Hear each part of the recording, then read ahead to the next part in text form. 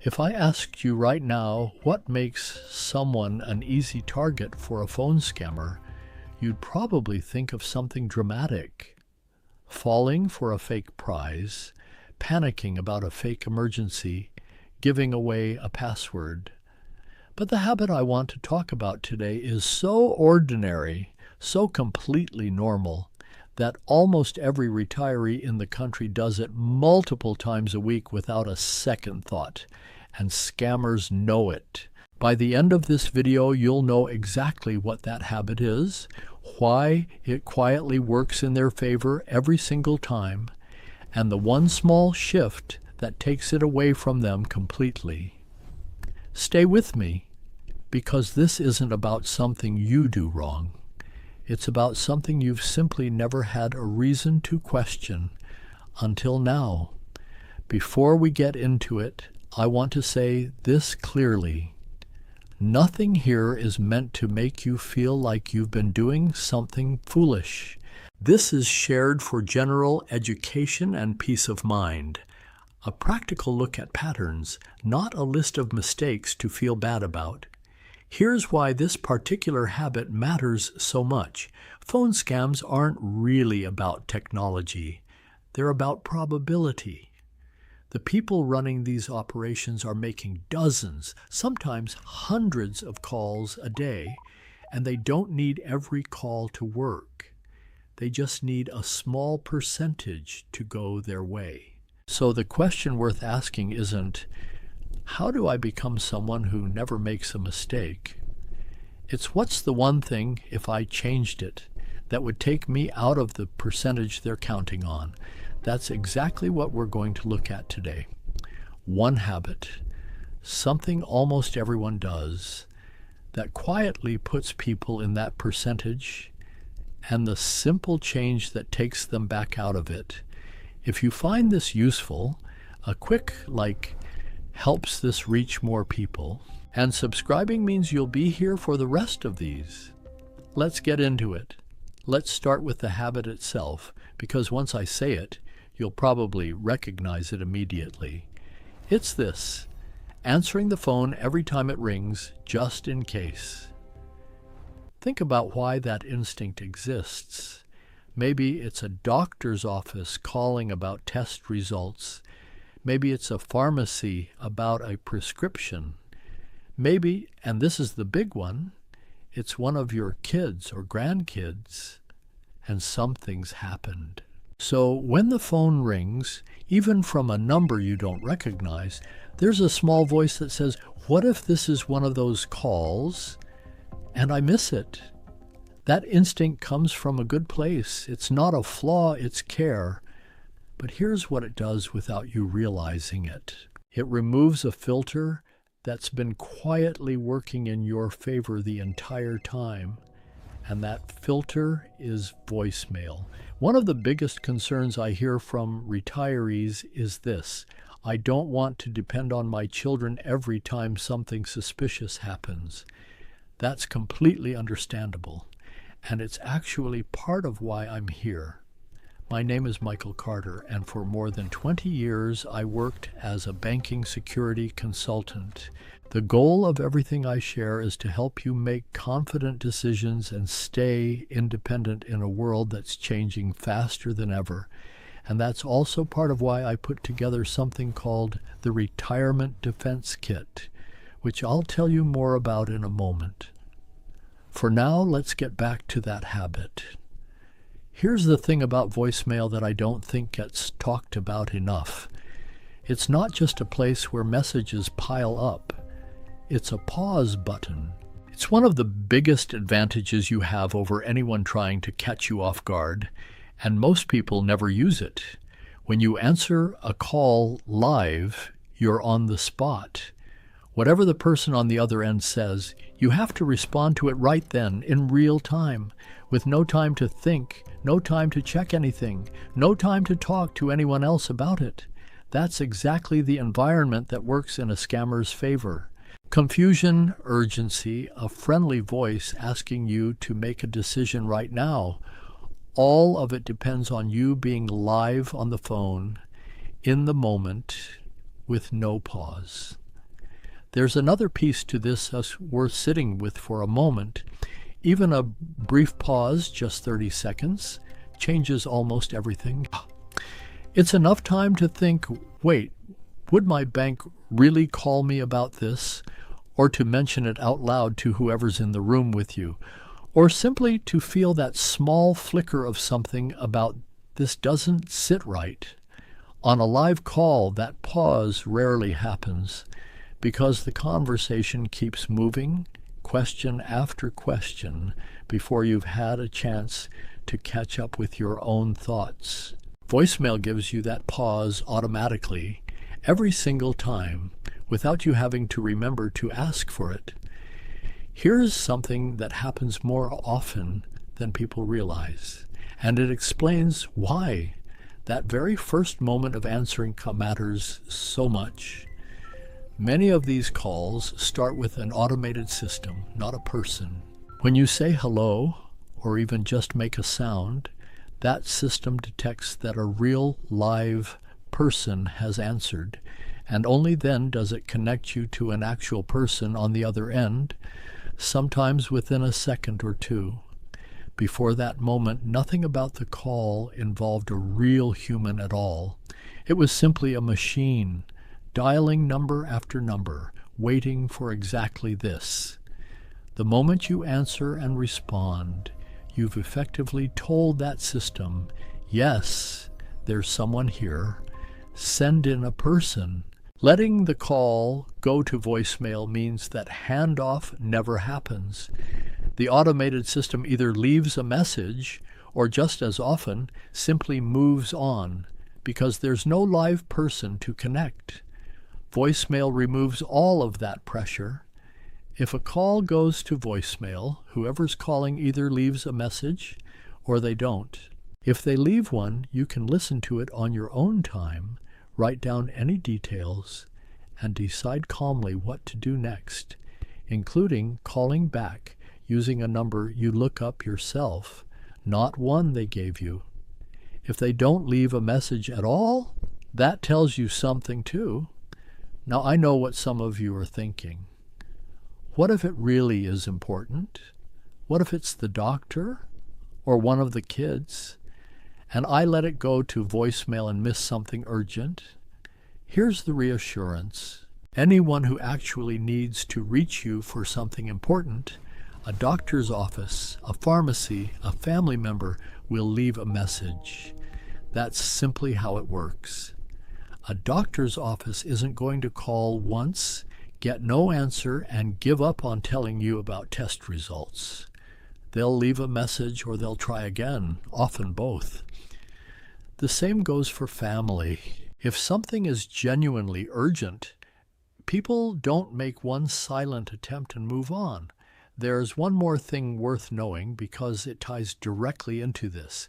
Even when a call does show a name or number you recognize, like a local area code or what looks like a government agency, that display isn't always reliable.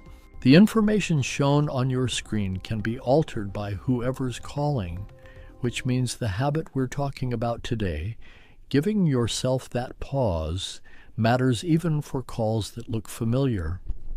The display is a hint, not a guarantee, and a short pause works regardless of what name happens to show up. Now, this doesn't mean every call needs this treatment. If you're expecting a call, say a doctor's office confirming an appointment, a delivery service, a contractor you hired, by all means answer it. The habit we're talking about applies specifically to calls you weren't expecting, from numbers you don't recognize, with no context at all. Those are the calls that benefit most from the pause, simply because there's nothing to lose by letting them wait a few minutes. And one small practical note. The other half of this habit is simply checking your voicemail regularly. Once or twice a day is plenty. That way, letting calls go doesn't mean missing things. It just means you're choosing when to deal with them on your own schedule rather than the moment your phone happens to ring. There's something else I want to mention because I think it matters more than people realize. For most of our lives, being available, answering the phone, picking up right away, was seen as a kind of responsibility. Maybe it was tied to work, or raising a family, or simply being the kind of person others could count on. But here's something worth considering. That responsibility doesn't have to extend to every unknown number that calls your phone. You're not failing anyone by not being instantly reachable to a stranger.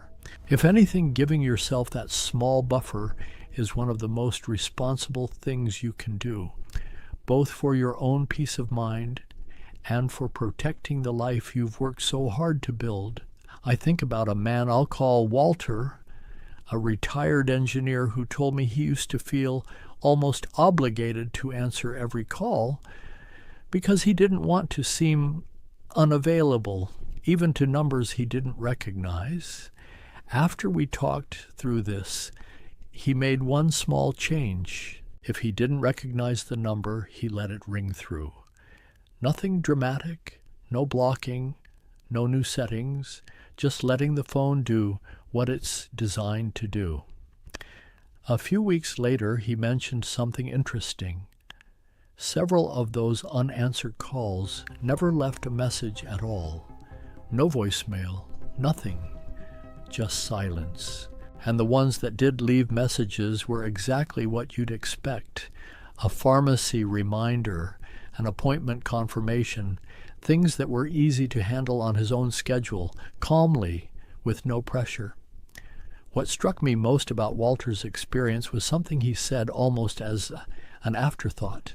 He told me that in the weeks before he made this change, he'd actually started feeling a little anxious every time his phone rang from an unfamiliar number, almost bracing himself for whatever was on the other end.